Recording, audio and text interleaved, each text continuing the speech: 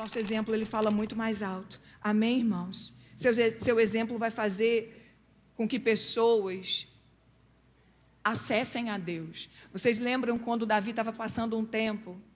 Esse mesmo homem, que viveu tantos desafios na vida, ele estava passando um tempo que ele teve que fugir de Saul.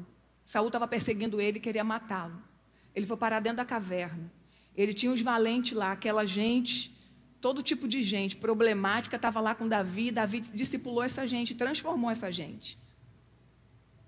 Mas teve um momento ali que Davi teve a oportunidade de matar Saul, aquele perseguidor dele. Davi teve a oportunidade de se vingar de Saul. E ele estava ali com seus valentes, e todos os seus discípulos estavam esperando a reação dele naquela oportunidade que ele teve. A reação de Davi foi: quem sou eu para matar aquele que Deus ungiu? Os valentes não entenderam nada.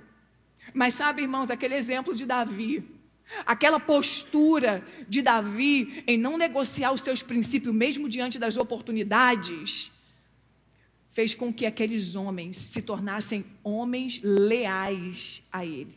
Você tem que entender que tem gente que anda com você, mas está observando o que você está fazendo. E se Deus te deu alguém, se Deus te deu equipe, se Deus te deu um time para cuidar o seu exemplo, vai tornar pessoas fiéis ou infiéis a você. Se Davi tivesse, naquele momento, da oportunidade que ele teve, se ele tivesse se vingado de Saul e matado Saul, mais tarde, aqueles valentes poderiam ser infiéis a ele e fazer o mesmo com seu líder. Mas não é isso que aconteceu. Não foi isso que aconteceu. Davi, ele mantém os princípios dele e ele ensina pelo exemplo. Você tem ensinado pelo exemplo? Definitivamente, a melhor maneira de viver aquilo que o Senhor tem nos chamado para viver dentro do discipulado é vivendo e ensinando pelo exemplo. Estratégias que a Bíblia nos ensina sobre o discipulado. Segundo, quanto mais saudável o discipulado, mais aliança e amizade se estabelecerá. Versículo 24.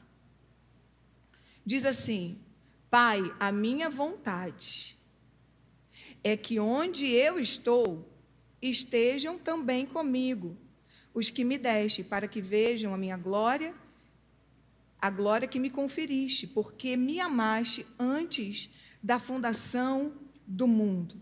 Sabe, queridos, um dos grandes segredos do líder de sucesso é o amor que eles têm pelos seus discípulos.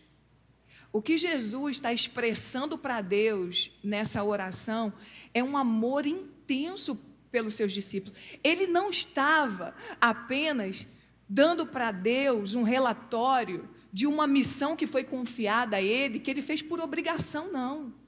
Ele está dando um relatório para Deus de uma missão, mas que ele teve amor em realizar. Ele tinha amor pelos seus discípulos.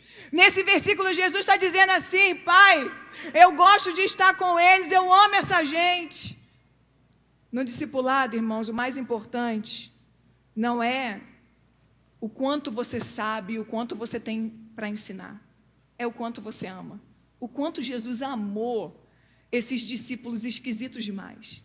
O quanto Jesus amou essa gente. E essa é a nossa referência. Eu me lembro que teve um dia que eu precisei corrigir uma discípula minha. E a primeira coisa que eu perguntei a ela, antes de corrigi-la, nós estávamos no início da nossa caminhada aqui em Nova Iguaçu, ainda nos reuníamos lá no Hotel Mercury. E eu sentei com ela numa sala e eu disse para ela: filha, eu preciso te falar algumas coisas. Eu preciso te falar algumas verdades. Mas a primeira coisa que eu preciso te perguntar: você sente que eu te amo? Ela: eu não tenho dúvidas de que você me ama.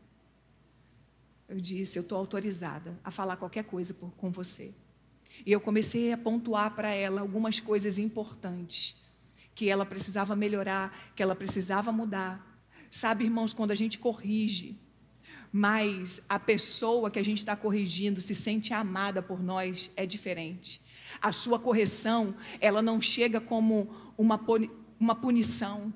A sua correção, ela chega e alcança um coração que sabe que você não quer destruí-la, que você não quer humilhá-la. Ele sabe, a minha discípula sabia que eu não queria expor uma situação e trazer para ela vergonha. Por amor, eu estava corrigindo ela. Não é assim que a gente faz com os nossos filhos?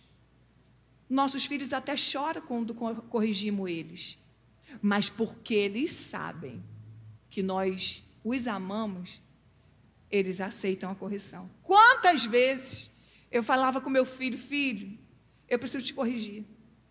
Eu nem queria. Ele: mãe, não é justo isso comigo. Mãe, por que você vai fazer isso? Passava um tempo. Ele vinha: mãe, eu mereci, eu sei que você me ama. E eu precisava ser corrigido.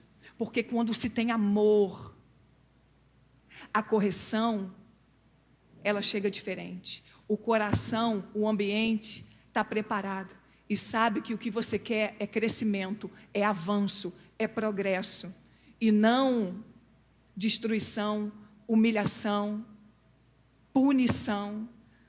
Por isso que Jesus, ele, num tom aqui de despedida, ele está verbalizando o valor que ele dava à companhia dos seus discípulos. Ele estava dizendo para Deus: eu amo estar com eles, eles são importantes para mim.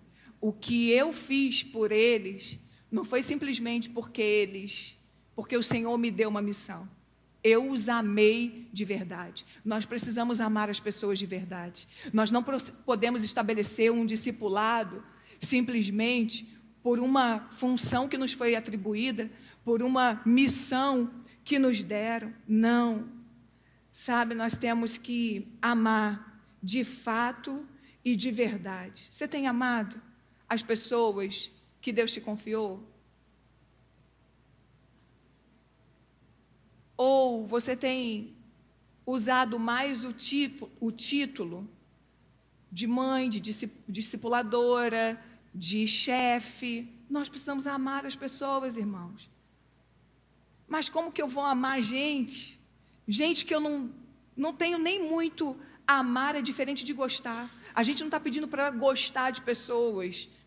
Nós estamos pedindo para amar. E amar é decisão, convicção de que o amor afeta a vida de alguém. O amor bíblico, ele afeta a vida de alguém e gera crescimento, e gera avanço, e gera progresso. É esse tipo de amor que Jesus está dizendo aqui. Não adianta só apontar o erro, não adianta só falar o que ele tem de erro.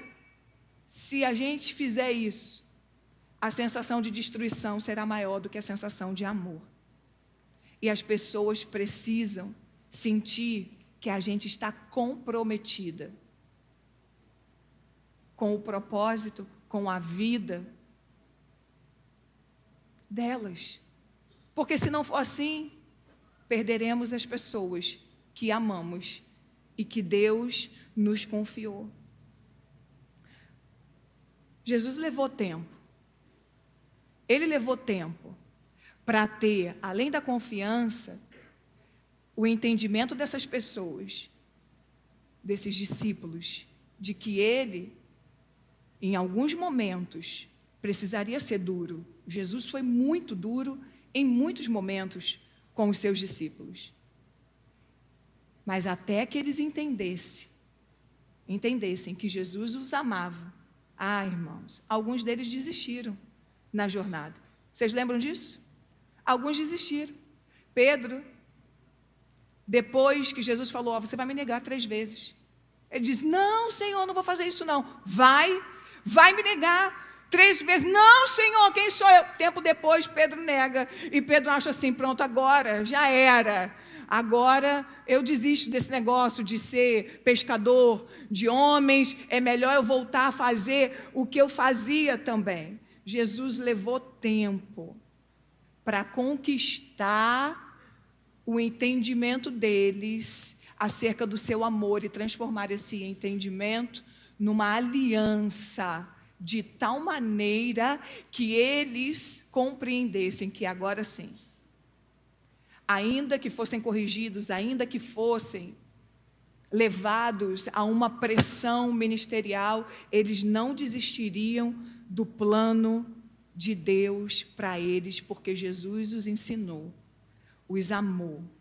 Jesus foi amigo deles. Jesus, ele não queria apenas a confiança dos discípulos, ele queria ter uma amizade sincera, profunda com eles. Na relação do discipulado, irmãos, existe uma hierarquia, existe autoridade, mas a relação do discipulado, ela só vai ser próspera e abençoadora se nós entendermos que a gente precisa avançar para além do título e avançar para uma amizade, para um amor e para uma aliança de verdade com os nossos discípulos. O que Jesus nos ensina nesse tempo é que o discipulado, ele não pode parar apenas num lugar da obrigação. Ele tem que avançar para uma aliança e uma aliança verdadeira com Ele. Não sei qual é a aliança que você tem hoje com essa igreja. Eu não sei qual é o relacionamento que você tem hoje com ela. Tem gente que chega aqui e é apenas um frequentador. Entra, sai, não se relaciona com as pessoas. Tem gente que é servo. Chega, até serve em algum ministério, em outro. Tem gente que vai além do serviço. Tem gente que ama, que é amigo da igreja, se envolve com os projetos da igreja. Mas tem gente que ultrapassou todas as barreiras e chegou ao último nível. Saiu de frequentador, passou a ser servo, passou a ser alguém que tinha amizade com a igreja, mas chegou no nível de ser aliançado com a igreja. E quando você está nesse nível de aliança, irmãos, não tem absolutamente nada, nenhuma decepção, nenhuma ofensa, nenhuma tristeza que tire você do lugar que Deus te plantou para prosperar e te fazer alguém, um discipulador, alguém, um pai de multidões, alguém que vai prosperar, que vai imprimir o caráter de Cristo em tantas pessoas.